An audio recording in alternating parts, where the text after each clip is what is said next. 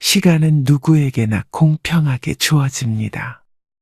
매년 차곡차곡 쌓이는 마일리지처럼 아이는 서서히 청년이 되어가고 청년은 자연스레 늙어 노화의 길로 접어들지요.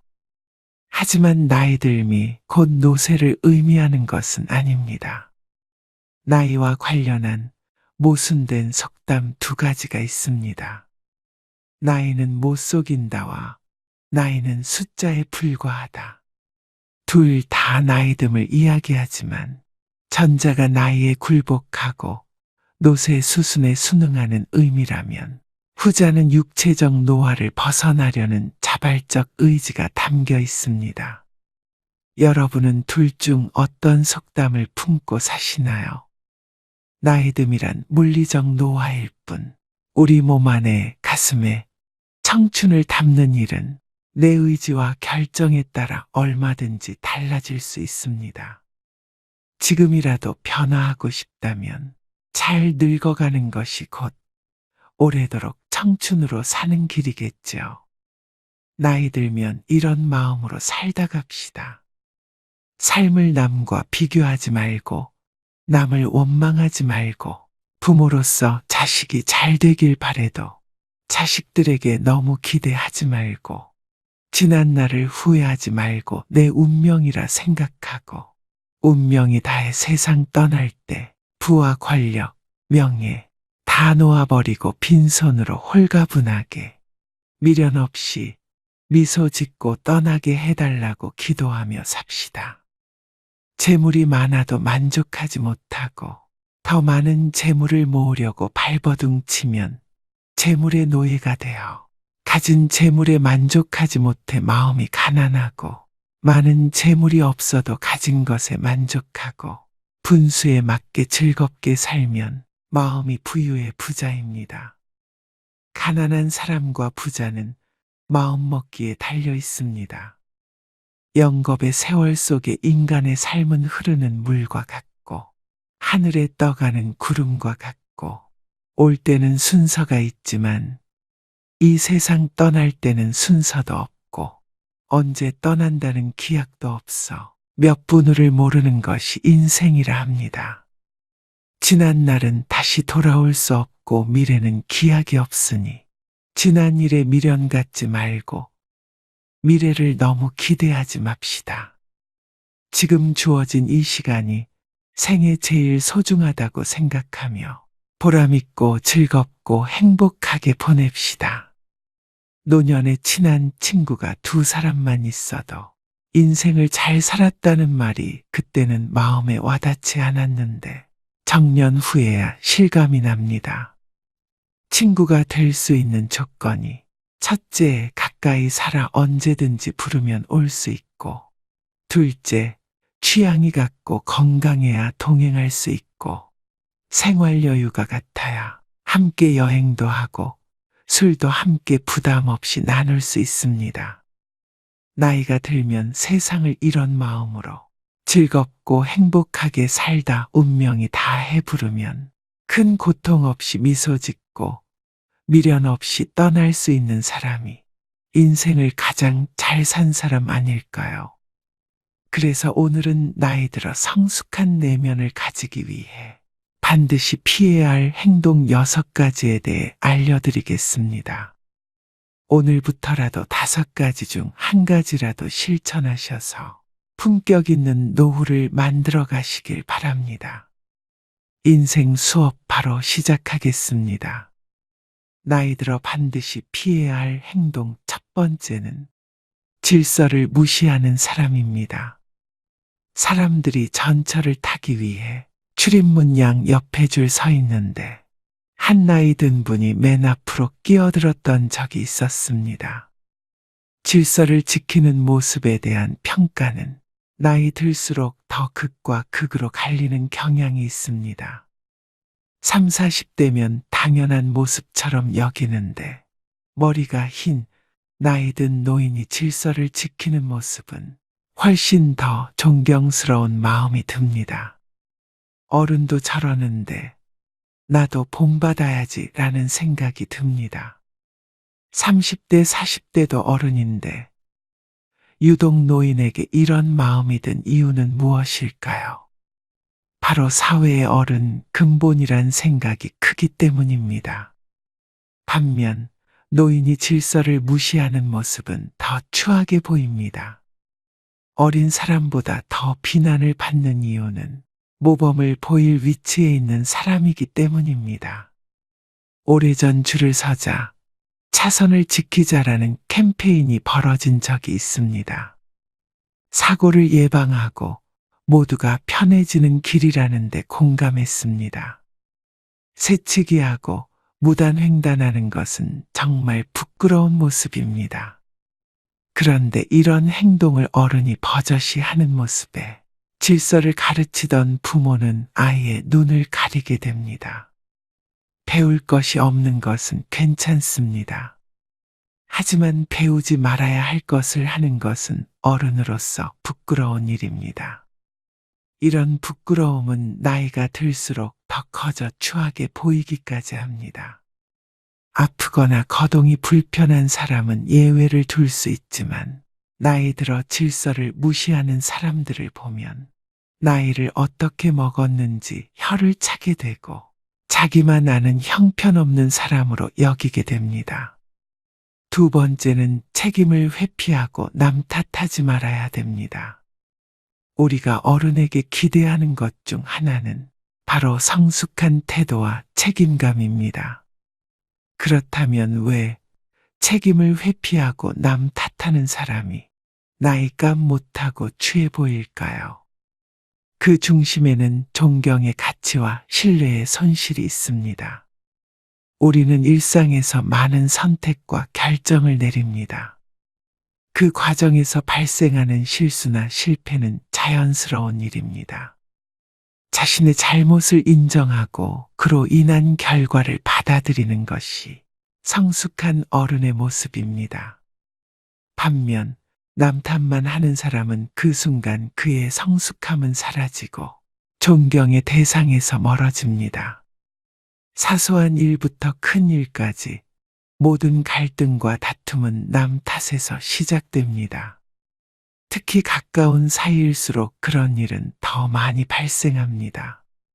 부부 사이나 부모와 자식 관계에서 남 탓으로 인한 갈등은 작은 불씨에서 시작해 결국 끌 수 없는 화재로 발전하곤 합니다. 어떤 경우든 남을 원망하지 마세요. 특히 가족 중에 누구를 원망하고 미워하는 것은 절대 금물입니다. 자신만 더 소외됩니다. 노년에 사랑하는 가족들마저 내 곁을 떠나가고 주변에 사람이 없으면 비참한 노후를 보내게 됩니다. 남을 탓하기 전에 자신의 행동을 되돌아봐야 합니다. 모든 결과는 자신의 선택과 행동에서 비롯됩니다. 일이 잘못되면 군자는 제 탓을 하고 소인은 남을 탓합니다. 나이 먹은 사람이라면 그에게는 지혜와 성숙함을 기대하게 됩니다. 그런데 책임을 회피하고 남 탓만 하는 사람은 그 기대치에 못 미칠 때가 많습니다. 그 사람을 보면서 아쉬움을 느끼게 됩니다. 나이 먹은 노인이 이런 태도를 보인다면 더욱 안타깝습니다. 노인은 제일 위에 있는 어른으로 그동안의 경험과 지혜로 후손이나 주변 사람들에게 좋은 영향을 미칠 수 있는 위치에 있습니다. 그런 노인이 책임을 회피하며 남 탓하는 모습은 정말로 추하게 보입니다. 지금부터라도 늦지 않았으니 미움을 버리고 사랑으로 가득 채우는 삶을 살아가시길 바랍니다. 세 번째는 죽음을 두려워하지 말아야 됩니다. 죽음을 경험해 본 사람은 아무도 없습니다.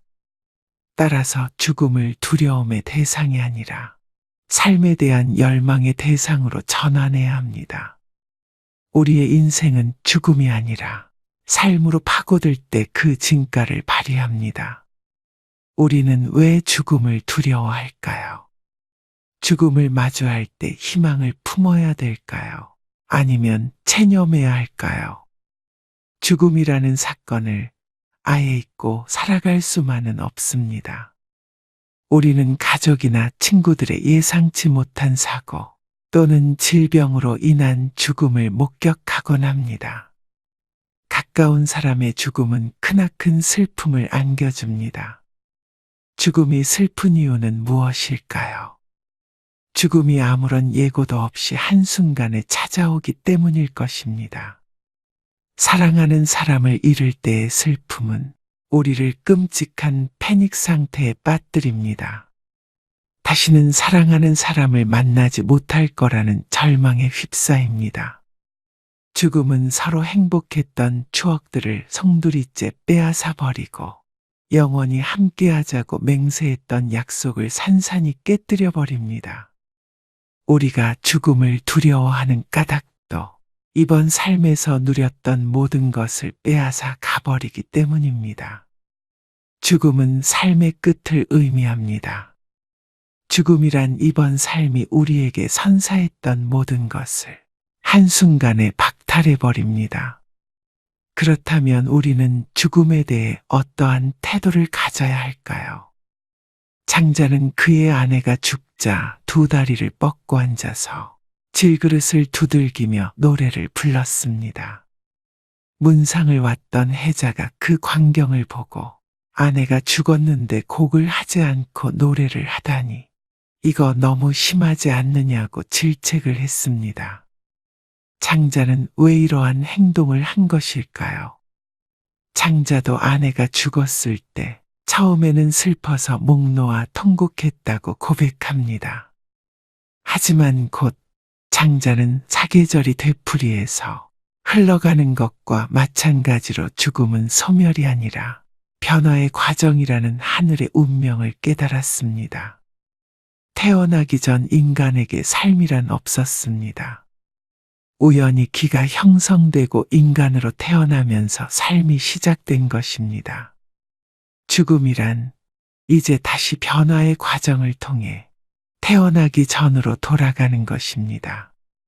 우리에게는 가족의 죽음이든 자신의 죽음이든 운명으로 받아들이는 태도가 필요합니다. 인간이 죽는다면 그저 태어나기 전으로 돌아갈 뿐입니다. 죽음 이후를 막연히 두려워할 필요가 없습니다. 네 번째는 허풍을 심하게 떨거나 자랑을 너무 많이 하는 것입니다. 나이 들어서까지 입만 열면 잘난 척과 허풍을 떠는 사람이 있습니다. 제 주변 친구 중 한 명은 그렇게 자식 자랑을 합니다. 살면서 하지 말아야 할 자랑 3가지를 꼽자면 배우자 자랑, 자식 자랑, 돈 자랑이라고 합니다. 이 가운데서도 특히 아무리 친한 친구 사이라도 하지 말아야 할 자랑이 있는데 그것이 바로 자식 자랑입니다. 사람들 가운데는 자식들 일로 인해 자랑을 할 것이 많은 사람도 있지만 그렇지 않은 사람도 있지요. 특히 자식 때문에 속을 썩이고 있거나 고민이 많은 사람이 있습니다. 이런 사람 앞에서 자식 자랑을 하는 것은 아픈 사람 앞에서 자신의 건강을 자랑하는 것과 같습니다. 그 말을 듣는 사람의 입장에서는 겉으로 드러내지는 않아도 그 자체로 스트레스이고 고통이 됩니다. 나이가 들수록 축하보다도 자랑을 많이 하는 친구들이 있는데 이런 습관은 오랜 친구마저도 멀어지게 합니다. 이처럼 사회에서 잘난 척과 허풍이 심한 사람을 만나게 되면 그때마다 느끼는 게 있습니다. 자랑하는 사람일수록 자세히 들여다보면 내세울 것이 별로 없다는 사실입니다. 자신은 스스로 자기 자랑을 열심히 하고 있지만 그래서 들여다보면 빛 좋은 게살구이거나 그 주변에는 별로 성과라고 할 만한 것이 없는 사람이 대부분이었습니다. 왜 그럴까요? 자랑을 수시로 하는 사람은 겉으로 자신이 대단한 사람이라는 것을 적극적으로 알리지 않으면 부족한 사람이라는 것이 저절로 드러나기 때문이다. 자신에게 부족한 점이 많다는 것을 감추기 위해 끊임없이 주변 사람에게 자기를 드러내는 것입니다. 주변 사람에게 어떻게든 인정을 받아야 부족한 것을 감출 수 있을 것 같은 의식의 생각입니다. 그런 사람들의 의식에는 역설적으로 별로 이룬 것이 없는 사실에 대한 불안과 걱정이 깔려 있습니다. 반면 무엇인가를 이룬 사람은 그것을 굳이 자랑하려 하지 않습니다. 아니, 자랑할 필요가 없습니다. 자랑하지 않아도 그들이 갖춘 것은 저절로 드러나기 때문입니다. 경제적으로나 정신적으로나 부유하든 그렇지 않든 과시를 주목적으로 하는 사람일수록 자랑하는 것만큼 실제로는 보잘것없을 가능성이 큽니다.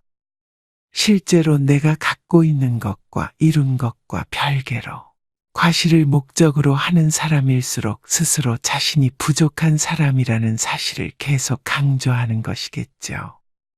사람들과의 관계에서 항상 겸손하고 베풀 줄 아는 것. 겸손과 베푸는 삶을 실천할수록 실제로 부자 마인드에 가까워지는 법입니다.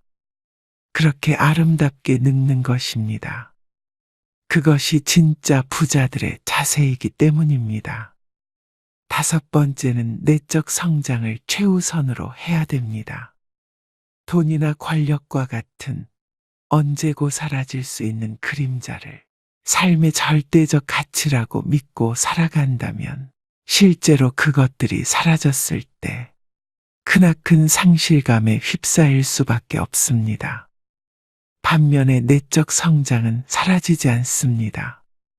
내가 깨달은 참된 지혜는 누구도 훔쳐갈 수 없습니다. 질문하지 않는 삶은 무의미합니다.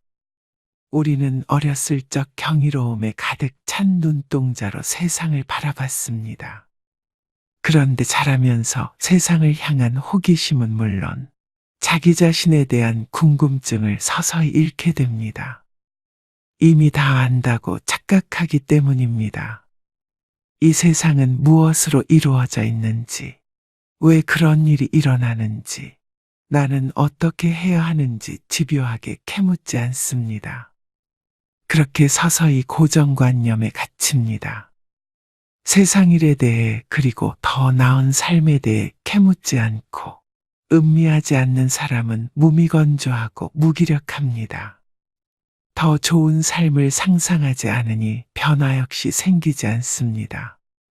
뭘 해도 시큰둥하고 재미없는 일상에서 삶의 의욕을 얻기란 불가능할 것입니다. 그렇다면 어떻게 해야 할까요? 질문을 통해 지혜를 스스로 깨우쳐야 합니다.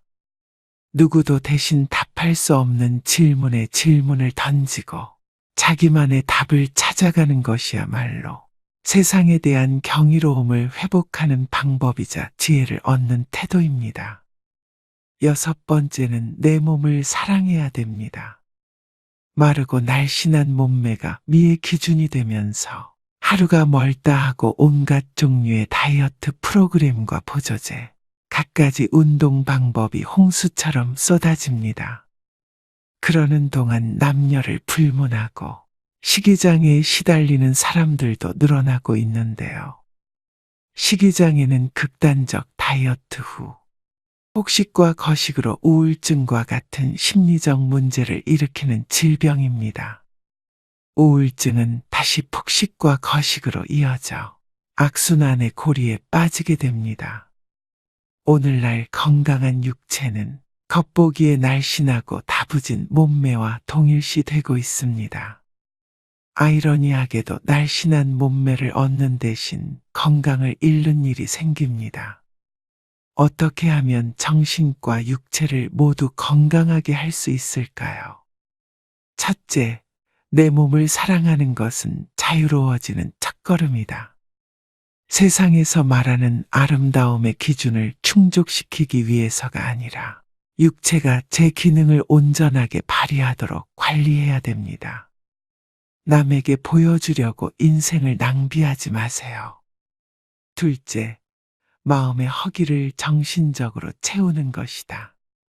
마음이 허해서 먹는다라는 말이 있습니다. 우리는 우울한 기분이나 불안, 허전함을 음식을 먹으며 채우곤 합니다. 그러고는 자책감과 우울감, 자기 혐오를 느낍니다. 불안하거나 우울하다면 식욕을 채우는 것 외에 다른 방법을 찾아보세요. 인간관계에서 만족감을 얻을 수도 있고 취미생활로 일상을 풍요롭게 만들 수도 있습니다. 중요한 건 허한 내 마음을 알아주는 것입니다. 잃어버린 만족감을 자기 자신에게 돌려주려 노력할 때 공허하고 외롭고 혼란스러운 마음의 그늘이 걷히게 됩니다. 세상에서 말하는 아름다움의 기준을 충족시키기 위해서가 아니라 육체가 제 기능을 온전히 발휘하도록 관리해야 합니다. 남에게 보여주려고 인생을 낭비하지 말고 타인에게 맞춰진 모습으로 스스로를 뜯어고치려 하지 말아야 합니다. 오늘의 영상 어떠셨나요? 사람들은 이미 지나버린 시간 속에 후회스럽다 말을 자주 합니다. 그때 참았더라면, 그때 잘했더라면, 그때 알았더라면, 그때 조심했더라면, 훗날에 지금이 바로 그때가 될 텐데, 지금은 아무렇게 보내면서 어리석게도 오늘도 자꾸 그때만 찾고 있습니다. 게으른 사람에겐 돈이 따르지 않고 변명하는 사람에겐 발전이 따르지 않는다고 합니다. 자기만 생각하는 사람에겐 사랑이 따르지 않고 비교하는 사람에겐 만족이 따르지 않으며 거짓말하는 사람에겐 희망이 따르지 않고 간사한 사람에겐 친구가 따르지 않지요. 세상을 아름답게 살려면 꽃처럼 살면 되고 세상을 편하게 살려면 바람처럼 살아가야 합니다. 꽃이란 자신을 자랑하지도 남을 미워하지도 않으며 바람은 어떤 그물에도 걸리지 않고 험한 산도 아무 생각 없이 쉽게 오릅니다. 그러니 나이 들어서는 꽃처럼 바람처럼 살아가야 합니다. 사람은 태어나면서부터 변해가는데 그것을 성장이나 노쇠라 합니다. 죽어가는 과정이기도 하지요. 나이가 들면서 늙어가는 이도 있고 낡아지는 이도 있고 익어가는 이도 있습니다. 여러분은 어느 쪽에 해당하시나요? 노인이라고 다 똑같은 것은 아닙니다. 아름답게 늙어가기 위해서는 세상의 변화에 발맞춰 현재 진행형으로 바뀌어야 합니다. 마지막으로 정지용의 시 향수 들려드리면서 오늘의 영상 마무리하겠습니다. 넓은 벌 동쪽 끝으로 옛 이야기 지줄대는 실개천이 휘돌아 나가고 얼룩배기 황소가 해설피 금빛 게으른 울음을 우는 곳. 그곳이 차마 꼬맨들 이칠랴. 지라로에 재가 식어지면 빈 밭에 밤바람 소리 말을 달리고 엷은 졸음에 겨운 늙으신 아버지가 집벽에를 돋아 고이시는 곳. 그곳이 차마 꼬맨들 이칠랴. 흙에서 자란 내 마음, 파란 하늘 빛이 그리워 함부로 쏜 화살을 찾으려 풀섭 이슬의 함처럼 휘적시던 곳. 그곳이 차마 꼬맨들 이칠랴. 전설바다에 춤추는 밤물결 같은 검은 귀밑머리 날리는 어린 누이와 아무렇지도 않고 예쁠 것도 없는 사철 발벗은 아내가 따가운 햇살을 등에 지고 이삭 줍던 곳. 그곳이 차마 꼬맨들 이칠랴.